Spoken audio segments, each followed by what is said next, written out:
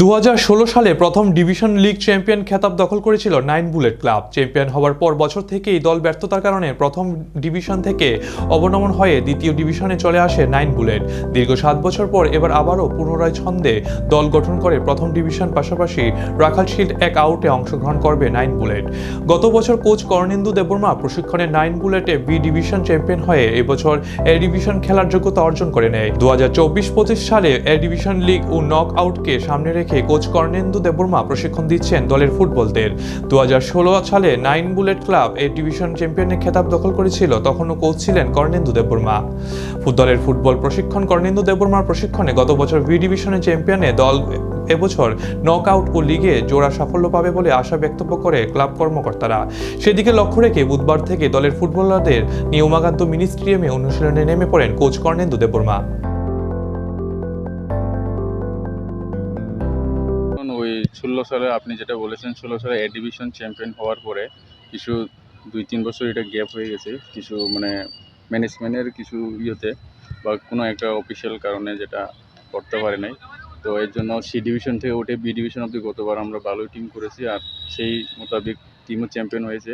তো প্রত্যাশা একটাই, যেহেতু এ ডিভিশনে উঠেছে না, তো এটা অনেক বছর পরে আবার এ ডিভিশনে উঠেছে, তো ভালো খেলা দেওয়ার একটা চেষ্টা থাকবে, আর টিমগুলো সেইভাবেই বানানো হয়েছে আর কি।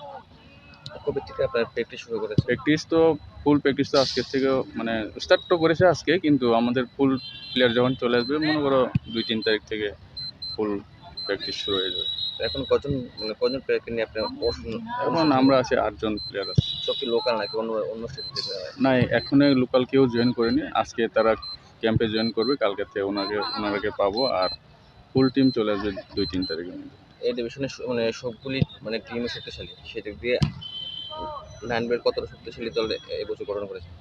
ঠিক আছে, এখন তো সব প্লেয়ার সব ক্লাবই ভালো, আগের থেকে ভালো প্লেয়ারই কালেক্ট করে, তো সমান 19-20ই থাকবে প্লেয়ারের মধ্যে, কিন্তু মাঠে যে ভালো পারফরমেন্স দেবে তার ওনারাই জিতবে।